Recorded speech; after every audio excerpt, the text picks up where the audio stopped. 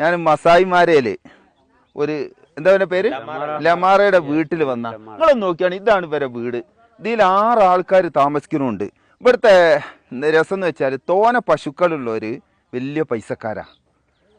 അവർക്ക് ഒരു കല്യാണം കഴിക്കണമെങ്കിൽ ചുരുങ്ങിയത് 10 പശുക്കൾ വേണം. ഇനി നല്ല ചാട്ടക്കാരനാണെങ്കിലോ 5 പശുക്കളെ കിട്ടിയാൽ പെണ്ണ് കിട്ടും. അപ്പം 100 പശുക്കളുണ്ട്, അത്രയും പെണ്ണിട്ടാന്നിട്ട് അതിൻ്റെ അർത്ഥം.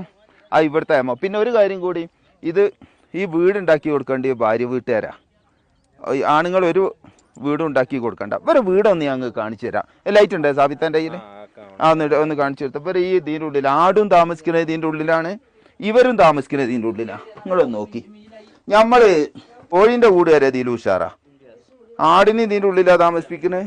ഈ ഭാഗം ഇതാ ഇവരെ വീടൊന്ന് കാണിച്ചു കൊടുത്തായി. ഇനി നമ്മളൊന്ന് ആലോചിച്ച് നോക്കി, നമ്മൾ സ്വർഗത്തിലാണോ പള്ളി നരകത്തിലാണോ?